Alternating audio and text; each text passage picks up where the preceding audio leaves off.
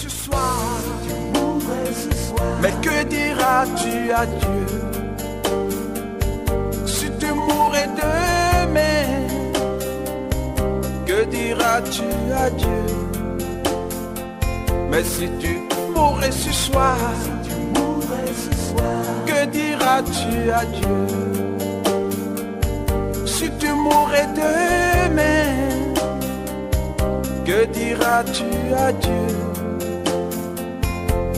Tu peux tout avoir dans ce monde pourri, les plus belles maisons, les plus belles voitures, toutes les plus belles filles lui viendront à tes pieds. Mais un jour, tu couleras de larmes pour tout cela. Tu vas couler des larmes, tu vas pleurer un jour. Shalom, shalom, peuple de Dieu. Aujourd'hui, je viens vous transmettre la révélation du 18 juillet 2020. C'était au culte du matin et il était 10h50 lorsque la révélation a eu lieu. Donc, pendant que nous étions en train de célébrer le culte ce matin, le Seigneur a déployé plusieurs types d'anges dans la salle en fait. Et parmi ces différents anges, il y a un en particulier qui coordonnait les activités. Et chaque ange, tous autant qu'ils étaient, semblait vraiment très pressés. Il y avait un combat acharné, en fait, une bataille qu'ils étaient en train de livrer contre l'esprit de mauvaise pensée dans la salle. Parce que le plus souvent, pendant les cultes, les gens pensent à différents types de choses au lieu d'être concentrés sur ce qui s'y passe. Et c'est alors que le Seigneur m'a montré l'esprit de mauvaise pensée, à quoi il ressemble. Il se trouve qu'il est vraiment hideux, très hideux. Il a une forme courbée, comme vous voyez un peu dans le dessin animé La Belle et la Bête. Il a exactement la forme de la bête de ce dessin animé-là. Pendant que j'étais en train de l'observer, j'ai pu remarquer que il a un pelage noir en fait.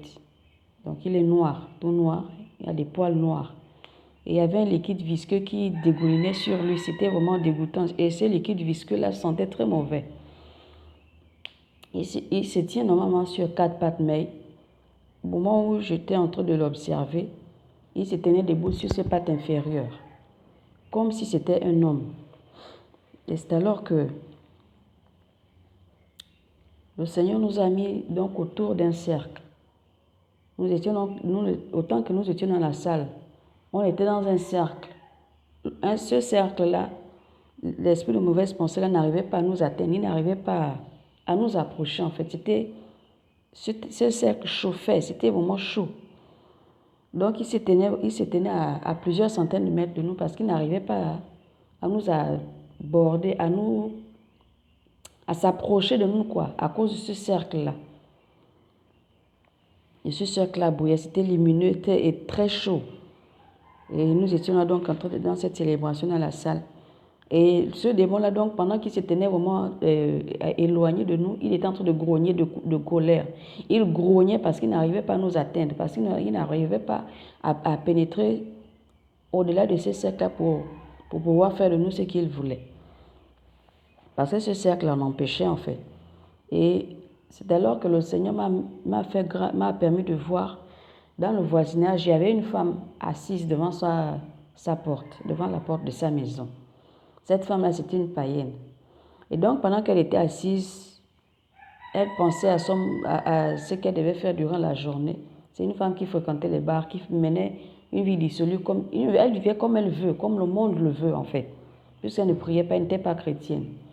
Et donc, pendant qu'elle était en train de réfléchir à ce qu'elle devait faire durant sa journée, l'esprit de mauvaise pensée est venu à côté d'elle et il a pointé son index au niveau du cerveau de cette femme-là. Et par conséquent, ça s'est ouvert. C'est de manière spirituelle. Ça s'est ouvert et il est rentré. Lorsqu'il est rentré, il s'est logé donc là à partir de son cerveau. Parce qu'il ne trouvait pas assez de place dans le corps de cette femme-là pour se loger, puisqu'elle avait déjà beaucoup d'autres démons. Et la place qu'il a trouvée, c'était au niveau du cerveau. Donc il s'est logé là. Pendant qu'il s'est logé, Lorsqu'il s'est logé au niveau du cerveau de cette femme-là, il n'est pas resté comme ça. Il a appelé donc d'autres démons. Et cette femme-là, dès que ce démon s'est logé au niveau de sa tête, elle a commencé à s'en prendre à tout le monde dans la maison, à son mari, à ses enfants, à ses frères et sœurs, à ses connaissances, à son entourage. Donc elle s'en prenait à tout ce qui était autour d'elle. Et c'est comme ça qu'elle a commencé aussi à faire des allers-retours. Donc elle rentre dans sa maison, elle sort, elle rentre, elle sort, elle s'attaquait à tout le monde. Elle parlait comme elle veut en fait. Elle parlait de manière vraiment grossière, elle disait des paroles qui ne sont pas bien. Et c'est alors que j'ai vu donc l'esprit de mauvaise pensée qui avait pénétré en elle là, appeler d'autres démons. L'esprit de mauvaise pensée a appelé, il a appelé l'esprit de haine. L'esprit de haine a appelé l'esprit de colère. L'esprit de colère a appelé l'esprit de rancune. L'esprit de rancune a appelé l'esprit d'hypocrisie. L'esprit d'hypocrisie a appelé l'esprit de mensonge. L'esprit de mensonge a appelé l'esprit de vengeance. Et l'esprit de vengeance a appelé l'esprit de mort. La dernière condition de cette femme, c'est que, et donc, après les avoir tous appelés comme ça dans le corps de cette femme, lui-même, l'esprit de mauvaise pensée, il est sorti. Et lorsqu'il est sorti, il est sorti donc pour aller en fait vers quelqu'un d'autre, posséder quelqu'un d'autre. En fait, son objectif, c'était d'atteindre une chrétienne, quelqu'un qui était en Christ. Parce qu'il voulait avoir un corps libre. Donc, il a laissé tous les démons qu'il avait déjà attirés dans le corps de la femme païenne là. Il les a laissés là-bas, lui-même il est sorti. Et pendant qu'il est sorti, donc il a cherché encore dans le voisinage, il a trouvé une femme chrétienne. La femme chrétienne était en train de faire ses travaux domestiques dans sa maison. Et autour de sa maison, il y avait une vapeur chaleureuse, une vapeur qui chauffait tellement que l'esprit de mauvaise pensée n'arrivait pas à pénétrer cette maison-là. Donc il est resté aux aguets, il a commencé à réfléchir pour savoir comment atteindre la femme. Et c'est alors que il a donc envoyé la païenne qu'il venait à peine de posséder. Donc lorsqu'il l'a envoyée, elle s'est levée de chez elle pour aller chercher querelle à la chrétienne. Et le problème, c'est parce que la chrétienne n'avait pas recommandé sa journée. Elle s'est levée le matin, elle a juste commencé à faire ses travaux, genre de la routine quoi. Elle a commencé à faire ses travaux, elle n'a pas recommandé la journée au Seigneur. Et pendant qu'elle faisait ses travaux, elle était en train de chanter, elle louait et elle adorait. Mais le problème, c'est qu'elle n'avait pas recommandé la journée. Donc, du coup, elle n'était pas en sécurité. Oui, elle chantait, elle louait, elle adorait. Et ça a produit autour d'elle, de sa maison, une protection, une barrière de protection qui se manifestait comme une vapeur chaleureuse, très chaude. Mais le problème, c'est parce qu'elle n'était pas préparée pour ce qui devait l'arriver. Parce qu'elle n'avait pas recommandé sa journée. Et c'est alors que, lorsque sa voisine est venue la chercher querelle, cette femme chrétienne a manqué de vigilance. Elle a cédé à cette attaque-là. Et voilà comment elle s'est mise à se chamailler avec sa voisine. Elles se sont mises à se quereller. Et voilà comment le Seigneur a retiré sa protection d'elle. Et elle s'est retrouvée exposée. Ce qui a laissé accès à ce démon. Lorsque le démon là est venu, il est rentré dans le corps de cette femme par le cœur. Il est rentré directement par le cœur. Et lorsqu'il est rentré, il a pénétré dans le corps de cette femme par le cœur. Il a trouvé que la femme était libre. Elle était propre en fait. C'était vide. En elle, c'était vide, c'était propre, c'était bien orné, bien rangé. Et il s'est installé là. Lorsqu'il s'est installé, à l'opposé de la chrétienne, de la païenne, il est rentré en elle en pointant du doigt son cerveau parce que tout en elle était possédé. Partout sur elle, il y avait des démons. Donc, il n'y avait plus assez de place. Mais malgré ça, il a quand même encore attiré d'autres démons en elle. Mais lorsqu'il est revenu chez la chrétienne, il a constaté que c'était vide. La chrétienne était vide, elle était ornée, elle était balayée, c'était vraiment propre. impeccable. Et c'est là, lui, par contre, chez elle, il s'est logé dans le cœur. Et c'est alors que, lorsqu'il il a pénétré, après avoir pénétré la chrétienne, il est rentré dans cette femme-là. J'ai vu donc plusieurs autres démons s'agiter, sortir d'une prison de l'enfer pour rentrer dans le corps de cette femme. Et lorsqu'ils sont arrivés, avant d'entrer dans le corps de la femme, ils demandaient en fait la permission aux démons de mauvaise pensée, puisque c'est lui qui avait gagné la bataille pour rentrer dans le corps de cette femme. Donc c'est lui maintenant qui était devenu le chef du corps de cette femme-là. Et lorsqu'ils sont arrivés, avant d'entrer, le démon de mauvaise pensée leur faisait jurer de lui être obéissant, de lui vouer une obéissance.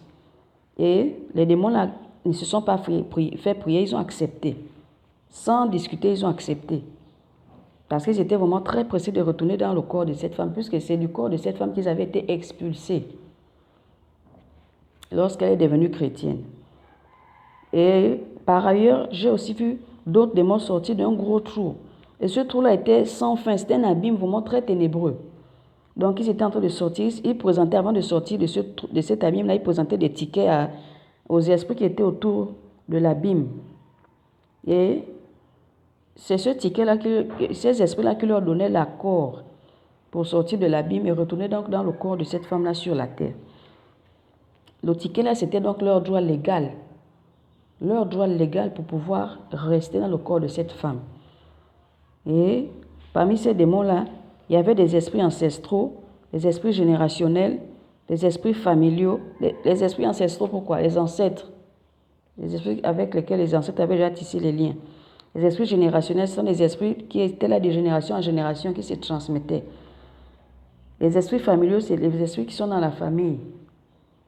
Son côté paternel et son côté maternel. Et les esprits qu'elle-même, au cours de sa vie, depuis l'âge de la conscience, elle avait invité dans sa vie. Donc tous ces démons-là sont venus en elle, ils l'ont possédée.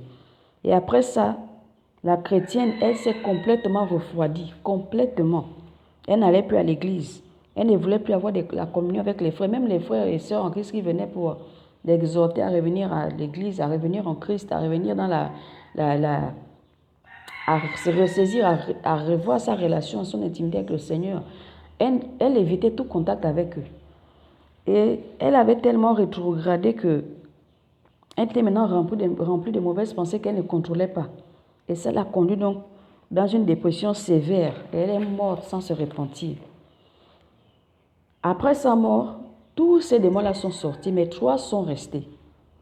Parmi les 3 démons qui sont restés, il y avait le démon chef qui était le démon de mauvaise pensée. Le démon chef qui était le démon de mauvaise pensée. Et il y avait aussi le démon de querelle. Celui-là devait témoigner contre elle du jour de sa chute fatale. Ce jour-là qui avait été vraiment fatal pour elle. Et le 3e démon, c'était le démon de rébellion qui avait endurci son cœur pour l'empêcher de revenir vers le Seigneur. Et c'est alors qu'un gros trou s'est ouvert au niveau de ses pieds et ces 3 démons-là sont tombés avec elle en enfer. Quand ils sont tombés avec elle en enfer, ils ont commencé à la tourmenter au niveau de la tête et du cœur. Parce que c'est ces 2 endroits-là qui étaient exposés, en fait, dans lesquels ils étaient logés. Et pendant qu'ils étaient en train de la torturer, elle ne pouvait rien faire d'autre que crier. Elle les suppliait, mais c'était trop tard pour elle. C'était déjà fini pour elle. Et la révélation s'est arrêtée là. Paix et grâce.